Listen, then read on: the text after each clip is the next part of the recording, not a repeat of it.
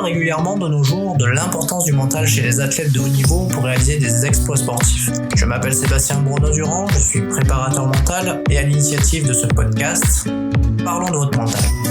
Mon objectif est d'aller à la rencontre d'athlètes, mais aussi d'artistes, de chefs d'entreprise, de managers, d'étudiants et diverses professions pour les interroger sur les ressources psychologiques qu'ils utilisent au quotidien pour être performants dans leurs projets et bien dans leur basket tout au long de l'année. Vous pourrez découvrir des invités qui nous parleront de leur parcours, de leur définition du mental, des ressources psychologiques qu'ils utilisent pour développer confiance, motivation, détermination, gestion des émotions et des échecs et surtout leur capacité à rebondir pour toujours aller plus haut, plus loin en restant positif. À votre tour, vous pourrez expérimenter leurs recettes dans votre quotidien pour booster votre mental. Allez, c'est parti, parlons de votre mental avec notre invité du jour. Bonjour, alors nous retrouvons dans un nouvel épisode. On est aujourd'hui en Belgique avec une styliste, un nouveau métier que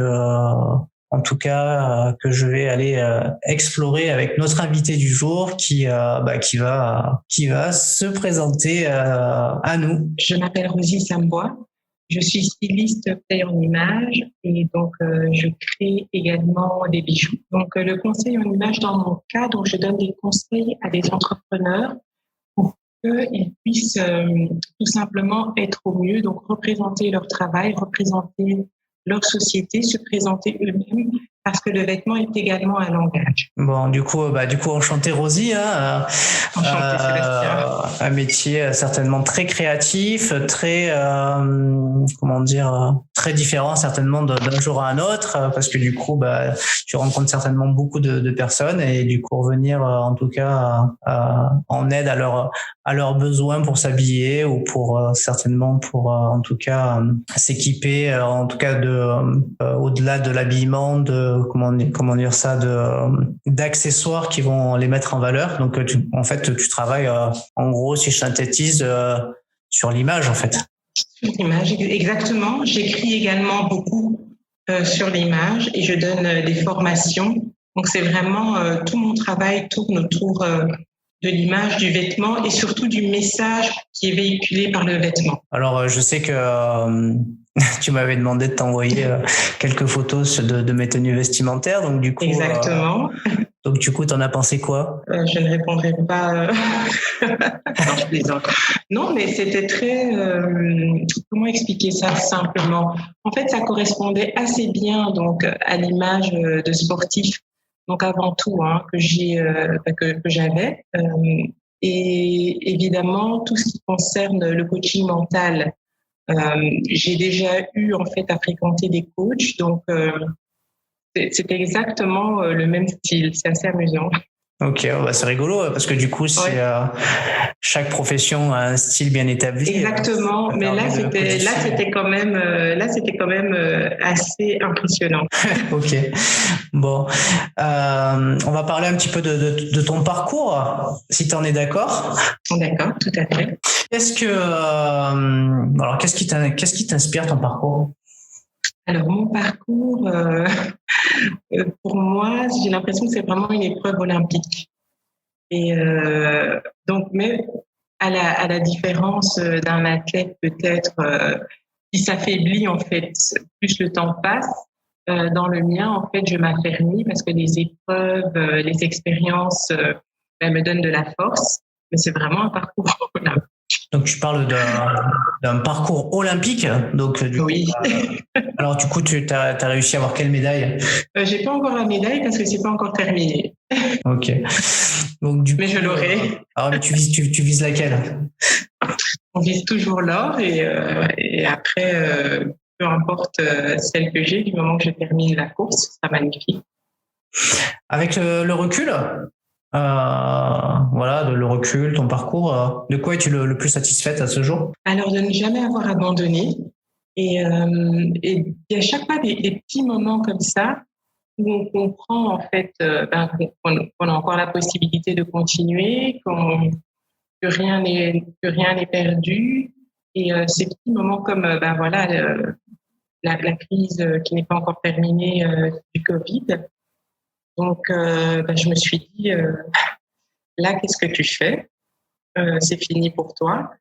Et en fait, j'ai fait appel en fait à un coach business et c'est comme ça en fait que j'ai réussi à m'adapter et à passer le cap. Et étrangement, en fait, donc le premier confinement a été une très très bonne période. Donc comme quoi, voilà. Mais il y a toujours voilà des moments comme ça, des imprévus, des moments où on pense qu'on ne pourra pas continuer. Et ces petits moments comme ça, ces petits déclencheurs où on se rend compte que non, il y a encore une solution, il y a encore une autre manière de voir ou de faire qu'on n'avait jamais eu à devoir chercher, tout simplement. Et ces petits moments-là, je pense que ce sont des moments qui sont très importants dans ma vision des choses. Alors on va parler de ton mental, hein, parce qu'on est là pour ça. Oui. Si tu devais nous donner ta définition du mot mental, ça serait laquelle? Alors ma définition du mot, enfin, c'est pas vraiment une définition, mais pour moi le mental, donc c'est un état d'esprit, c'est une manière de penser, de fonctionner, qui est, à mon avis, toujours en construction. En tout cas, tant qu'on vit, on construit son mental. Tu disais que donc du coup avant le podcast que c'était aussi une capacité à rebondir. Exactement. Et exactement. Voilà, il y a une notion de résilience. De résilience, exactement. Il y a vraiment une notion de résilience et effectivement, même cette notion de résilience se construit.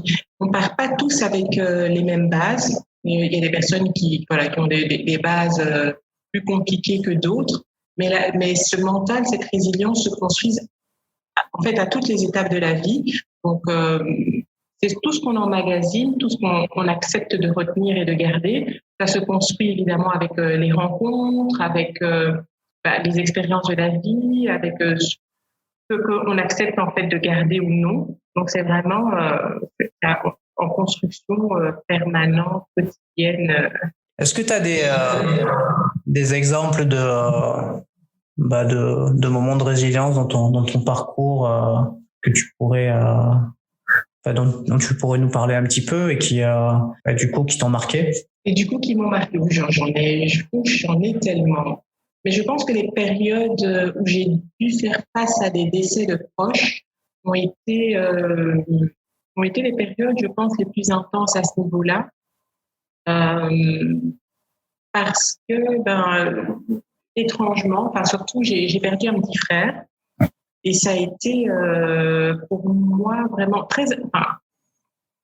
j'ai envie de dire très intérieur. C'est peut-être bizarre de dire ça, parce que c'était mon premier ami déjà. Et j'ai eu un sentiment d'injustice et en même temps, j'ai eu une urgence à vivre. J'ai vraiment eu une urgence à vivre suite à cette injustice, à ce fait que j'ai considéré comme étant une injustice, injuste pour lui, qui était encore jeune.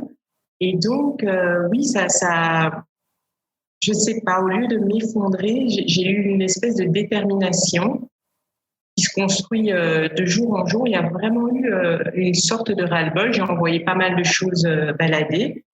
Et vraiment, ça m'a changé en profondeur et ça continue à me changer. Ok, donc c'est souvent des moments marquants dans une vie, hein, de devoir affronter la mort d'un proche. Exactement. C'est une épreuve et du coup jamais facile ça demande une sorte de résilience et comme tu dis de rebondir et pour pouvoir sortir la tête de l'eau, parce que la tristesse qui nous envahit peut parfois émotionnellement nous mettre en dedans, quoi. Exactement. C'est tout à fait ça. Bon, on va revenir sur des moments plus on va dire plus joyeux, parce que la mort c'est jamais joyeux et c'est toujours difficile à affronter. Il paraît que c'est important d'être soi-même et je voulais savoir qu'est-ce que tu en pensais. Oui, c'est très important. C'est très important d'être soi-même et surtout d'assumer en fait chaque part de sa personnalité. les bonnes comme les moins bonnes, parce que c'est de cette manière en fait qu'on évolue. Et du coup, si tu devais nous donner quelques-unes de tes qualités et quelques petits défauts aussi. Petit ou gros? Je sais pas, à toi de nous dire. Alors, quelques-unes de mes qualités, je suis créative. Alors, je suis assez drôle. J'aime rire. J'ai parfois une approche un petit peu fermée, je vais dire, face à certains types de personnalités. Lorsque j'ai des valeurs humaines très différentes d'une personne, j'ai beaucoup de mal en fait à interagir avec cette personne. Donc c'est quelque chose sur lequel je travaille beaucoup. Et voilà, il m'arrive aussi fréquemment de couper tout dialogue lorsque les choses me vont loin. Et c'est aussi un défaut sur lequel je dois énormément travailler. Et je travaille en quotidien. Alors, avoir un bon mental pour toi, c'est quoi? Avoir un bon mental, c'est avoir un mental qui permet d'évoluer. Et on évolue bien qu'en société. Voilà, on ne vit pas seul. Donc pour moi, c'est ça, avoir un bon mental. Et qui permet d'affronter tout ce que la vie peut amener de bon comme de mauvais. Est-ce que ton mental, tu le travailles au quotidien? Et comment tu fais du coup? D'une certaine manière, oui, je le travaille au quotidien parce que voilà, chaque jour, j'ai des défis. Alors, comment je fais? Mais je vais pas, allez, pour être honnête, c'est pas tous les jours que je me dis je dois travailler mon mental. Mais après, chaque chose qui m'arrive, il y a toujours un moment où on fait le point. Enfin, je fais le point, je regarde un peu ce qui m'est arrivé, pourquoi ça m'est arrivé, la manière dont j'ai réagi. Je regarde aussi si j'ai évolué ou pas. Parce que voilà, on rencontre souvent des situations, j'ai envie de dire, similaires. Et bon, si au bout de la dixième rencontre, je réagis toujours de la même manière, c'est qu'il y a un problème. Donc voilà, c'est un petit peu faire ce point-là. Et donc je prie également. J'essaye de lire, de prendre des conseils auprès de personnes, soit dont c'est le métier, soit qui sont passées par le même type de situation. Et j'essaye un petit peu de faire un point et de prendre vraiment ce qui me correspond, de prendre les conseils de la manière en fait qui me convient, parce que voilà, on est chez tous différents. Et ce qui fonctionne pour l'un ne fonctionnera pas forcément de la même manière pour l'autre. Donc, pour moi, en tout cas, c'est important de faire une espèce de soupe, j'ai envie de dire, que voilà, l'évolution puisse vraiment se faire. Donc, Rosie, tu nous dis que ça t'arrive de prier. Est-ce que c'est pour toi un moyen de te connecter avec toi-même? Tout à fait. Tout à fait. C'est vraiment effectivement un moyen de me connecter avec moi-même, oui. On va parler un peu de la construction de ta confiance. Comment elle s'est construite pour toi? Alors, comme je l'ai précisé à plusieurs reprises, pour moi, elle se construit par étapes. Donc, évidemment, il y a la vie familiale, et puis il y a les expériences, il y a les rencontres, il y a la prière également, mais il y a vraiment eu pour moi, en fait, j'ai envie de dire un moment décisif dans cette construction. C'est vraiment le moment où j'ai appris à ne plus avoir en fait comme barème, j'ai envie de dire, pour moi-même les autres, mais vraiment à me concentrer en fait sur ce qui me pousse et sur une certaine sincérité en fait avec ce que je suis. Ce qui me motive et j'ai envie de dire ma raison de vivre, en tout cas le moteur de ce que je fais. Ça a vraiment boosté ma confiance. Alors, je suppose que comme tout le monde, tu as dû connaître les désagréments d'un échec ou de quelque chose que tu aurais aimé réussir et ça s'est pas fait du premier coup. Oui. Est-ce que selon toi, il faut se donner le droit à l'échec, le droit à l'erreur pour aller de l'avant? Oui, et non seulement il faut se donner le droit à l'échec, mais je pense en fait que l'échec n'est pas quelque chose de négatif. C'est vraiment ce que j'ai appris. L'échec, en fait, ça permet de savoir où on en est. Parfois, ça permet même de se rediriger parce qu'on n'était pas dans la bonne direction. Ça permet d'évaluer ses capacités, de dire là, il faut que je m'améliore, là, il faut que je reparte carrément à zéro. Donc, je pense que l'échec n'est pas du tout quelque chose de négatif. Au contraire, l'échec sert. Donc, du coup, l'échec, c'est quelque chose de positif, selon toi? Pour moi, oui, à condition de le prendre comme tel et de ne pas le prendre aussi comme un stop. Ça peut être juste une pause, ça peut être, on repart, mais si on s'arrête là, oui, alors c'est négatif. Donc, du coup, tu nous affirmes que du coup, tu as connu des échecs, que du coup, il faut bien le sûr prendre avec positivité. Comment tu fais pour garder confiance malgré les échecs? Déjà en étant honnête, quand il y a un échec, c'est pas toujours à 100%, et même je pense jamais la faute des autres, de toute une série de choses. Donc il faut déjà avoir cette honnêteté-là, voir ce qui n'a pas été de son côté, ce qu'on peut changer, les signaux qu'on n'a pas écoutés.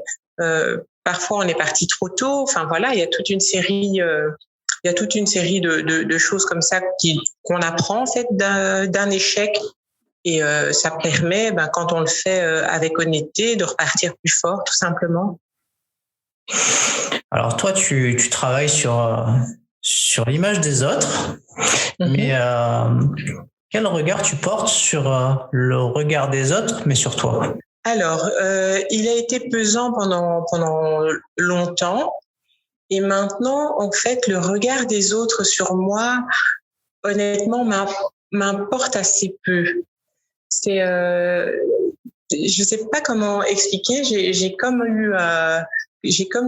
été vaccinée.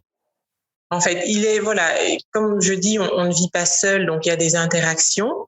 Je sais qu'il faut le prendre en compte au niveau professionnel, au niveau de la réputation aussi. Donc, il faut quand même en prendre compte, mais le regard des autres ne me définit pas. Ça, c'est vraiment quelque chose que j'ai appris, parce que l'autre, évidemment, il a sa propre perception, il a ses propres intérêts également.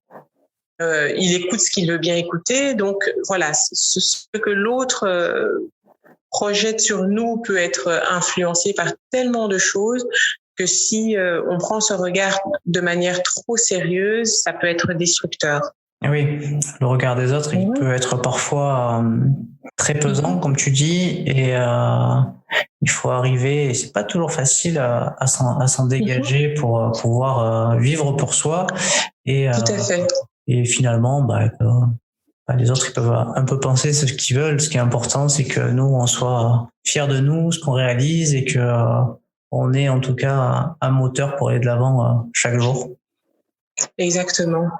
Et une chose que j'ai apprise en fréquentant un petit peu des sportifs, c'est que les mêmes personnes en fait, donc qui vont qui vont hurler après vous, qui vont vous critiquer, seront les mêmes personnes qui vont vous applaudir en cas de victoire. Donc vraiment ce regard-là, il ne faut pas le laisser, il faut pas le laisser aller trop loin, parce que les gens ont une mémoire très sélective et très courte. Et on peut se laisser mourir en fait pour quelque chose d'éphémère et qui peut complètement varier à 180 degrés le lendemain, si pas 360. Ouais, ça me fait sourire, ça se voit pas, mais parce que du coup ça me fait penser au journalisme et à la presse avec les sportifs en cas de performance ou de contre-performance où peuvent être mis à avoir des éloges comme des dieux ou être mis plus bactères en fonction de leur performance. Tout à fait. Et parfois d'un jour à l'autre, donc. Dans ton métier, comment tu fais pour du coup rester positive chaque jour? Alors, comment je fais pour rester positive chaque jour? Mais en fait, je suis une personne, moi j'ai besoin d'accomplissement. Donc, j'ai besoin de mener à bien une tâche de A à Z. Et ça me rend, ça me fait du bien. et le fait d'apporter des solutions, de soulager des personnes, que ce soit parce que tout simplement parfois le vêtement peut être une pression. Beaucoup de gens stressent, par exemple, voilà, ils ont un rendez-vous important, ils ont un challenge professionnel. Certains vont vraiment stresser par rapport à la tenue qu'ils vont porter. Donc déjà apporter ce soulagement-là, et puis apporter aussi ce recul en amenant en fait des petits trucs, en expliquant bien en fait qu'il s'agit d'un message, donc que le vêtement c'est un langage, c'est un peu comme un alphabet. Et voilà, et plus les personnes en fait ont des clés et plus elles comprennent en fait ce jeu, plus elles sont détendues. Et donc voilà, moi ça m'apporte, je me sens utile, n'ayons pas peur des mots. Et puis je prends plaisir aussi. C'est une passion. C'est pas un métier, c'est pas financier, c'est pas pour me mettre en avant. C'est vraiment c'est vraiment une passion. C'est vraiment une passion. Je rebondis sur le mot passion. Elle t'est venue comment, cette passion ? Depuis l'enfance, je ne sais même pas expliquer. C'est vraiment, je pense que c'est quelque chose qui était en moi. Et évidemment, en moi, avec ce que je suis. Donc, c'est pour ça que cette même passion, en fait, qui est la création et la mode, parce que même quand on fait des looks pour une personne, c'est aussi une création. C'est pour ça, en fait, que je la décline de plusieurs manières, par l'écriture, par les petites vidéos, je la décline, en fait, par tout ce qui me passionne. Donc, mais ça m'est venu depuis l'enfance, en fait. Donc, Du coup, j'ai une question qui me vient, c'est quels sont les profils de gens qui viennent à toi pour que tu les aides ? Alors, je dirais qu'il n'y a pas vraiment de profil. Je dirais que c'est plutôt des personnes qui se retrouvent à un moment. Oui, il y a un mot. Je dirais que ce sont des personnes ambitieuses.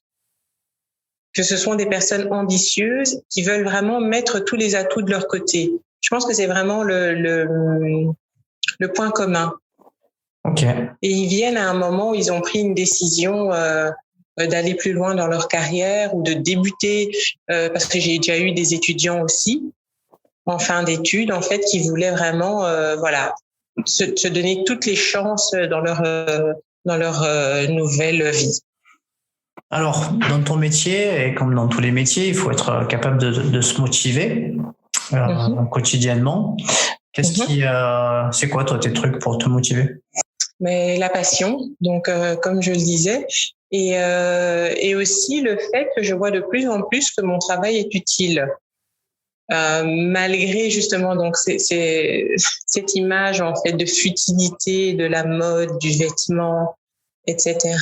Donc, vu qu'on est dans un monde où l'image a une telle importance, je sens que mon travail est utile, la manière dont je le fais, qui est aussi différente, qui n'est pas pour tout le monde.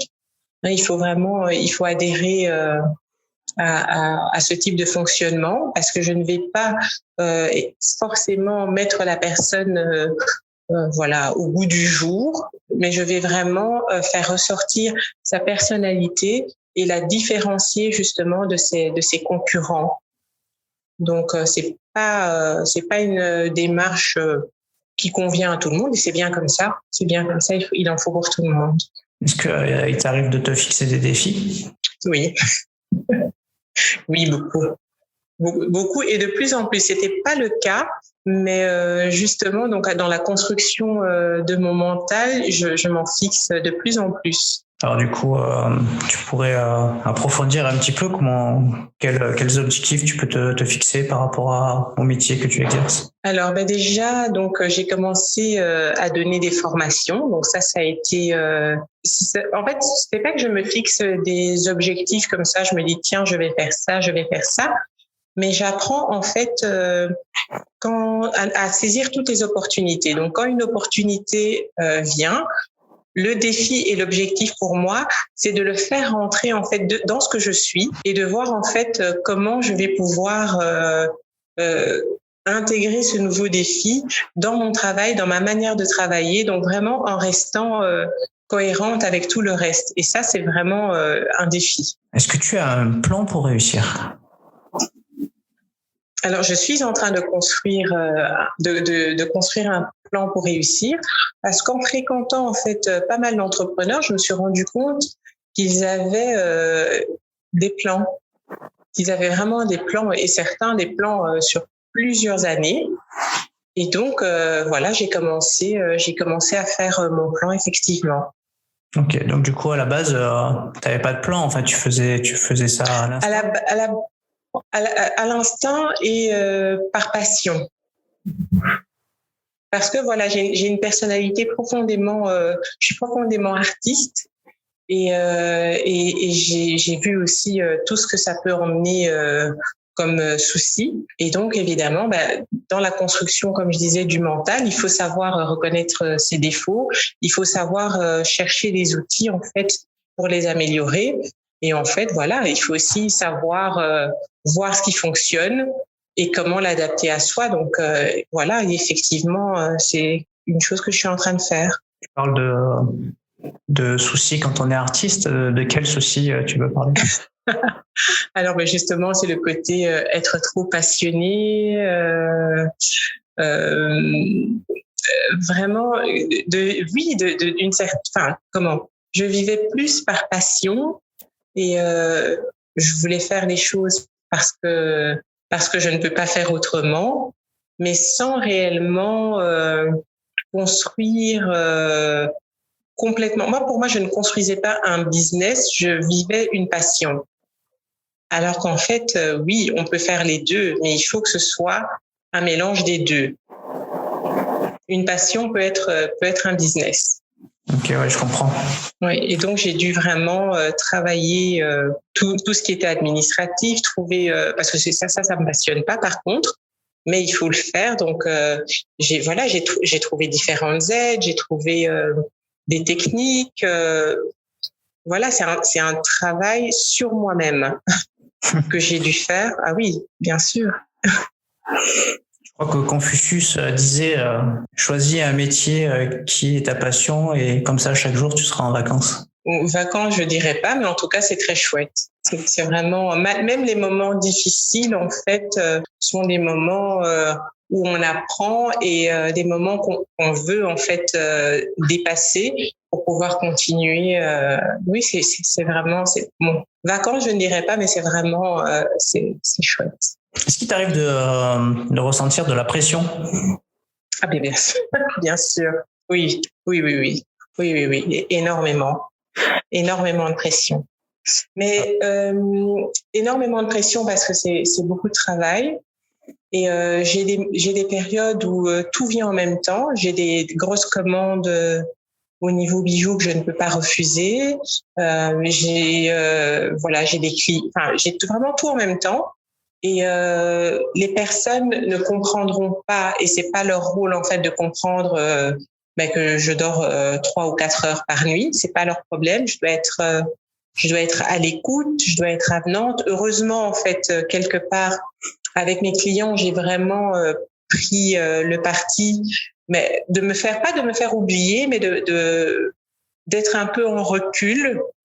Donc, ça me permet d'être silencieuse, de beaucoup écouter, ce qui est un peu plus reposant que de devoir mener, j'ai envie de dire, toute la conversation, etc. quand on a 3 heures du sommeil. Donc voilà. Oui, il y a beaucoup de pression, j'ai des deadlines. Enfin, voilà. Oui, il y a des moments, c'est vraiment chaud, mais je pense que c'est inhérent et il y a pas de, c'est comme ça, il y a pas de choix. Il y a aussi au niveau des finances, évidemment, chaque mois, j'ai un montant qui doit rentrer, qu'il pleuve ou qu'il neige, voilà, il n'y a pas le choix. Donc voilà, tout ça amène évidemment beaucoup de stress et de pression par moment, mais ça fait partie du truc. Et quand on y arrive, il y a de l'adrénaline, il y a de la joie, il y a toute une série de choses et ça construit aussi le mental. Ça donne plus d'assurance, ça donne plus de foi pour continuer. Donc ça fait partie d'un tout. Bon, en tout cas, on a bien compris qu'il y avait une grosse pression, une grosse charge. Comment tu fais pour, du coup, arriver à la gérer, toute cette pression? Est-ce que tu utilises des outils? Tu as des techniques particulières? Comment tu t'y prends? Alors, il y a plusieurs choses. Donc, j'ai dû apprendre en fait à choisir le stress. Donc, j'ai dû trier déjà les fréquentations. J'ai vraiment, il y a toute une série de choses en fait que j'ai mis en place et que je suis toujours en train de mettre en place en fait pour diminuer déjà tout stress extérieur. La manière de voir aussi la vie et les choses a aussi diminué le stress intérieur. Le stress que je peux ressentir, la prière, toujours avoir deux personnes.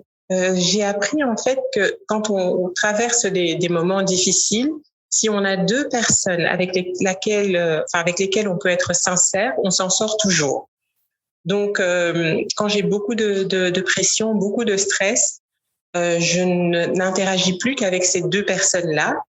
Et parce que déjà, voilà, en général, quand on est en période de stress, on n'a pas beaucoup de temps, on n'est pas au mieux de sa forme, etc. Donc, je vais m'adresser à des personnes qui ne vont pas me stresser. Je vais m'adresser, à des personnes en fait qui ne vont pas me pousser à hurler ou ce genre de choses, vraiment. Et je me suis rendu compte que ça changeait vraiment beaucoup. Ça changeait vraiment beaucoup, et ça apporte du résultat. Pour toi, pour réaliser une performance, en tout cas pour toi, c'est d'être certainement la satisfaction du client, ça doit être la plus grande de tes performances à obtenir. Il faut rester concentré que sur les choses que l'on maîtrise. Oui, ça je crois vraiment qu'il faut toujours rester concentré sur les choses que l'on maîtrise. Et ça aussi, ça s'apprend. Enfin, moi, en tout cas, j'ai dû l'apprendre parce que tout ce qu'on ne maîtrise pas, en fait, va amener toute une série de sentiments, dont la peur, qui sont des sentiments qui peuvent vite prendre le dessus et, entre guillemets, j'ai envie de dire, nous dérégler. Donc, oui, il faut vraiment rester focalisé sur ce que l'on maîtrise. Est-ce que ton activité professionnelle nécessite de la concentration? Évidemment, oui. Oui, beaucoup de concentration. Et du coup, comment tu fais pour l'optimiser? Alors, je prends plusieurs heures en fait où je choisis de me concentrer. Donc, je ne fais que ça. J'essaye de concentrer donc toute mon attention sur une seule activité, quitte à changer au bout de 2 heures. Donc ça, c'est vraiment primordial, surtout pour moi qui ai l'habitude de faire plusieurs choses en même temps et de ne pas être à 100% toujours à ce que je fais. Donc ça, c'est vraiment quelque chose sur lequel je ne transige plus. Est-ce que tu es quelqu'un de déterminé? De plus en plus. Si je te dis, Rosie, c'est quelqu'un qui ne lâche jamais rien, est-ce que ça te parle? C'est vraiment devenu ça. Si tu, du coup, nous devais nous donner ta définition de l'autodétermination, ça serait laquelle?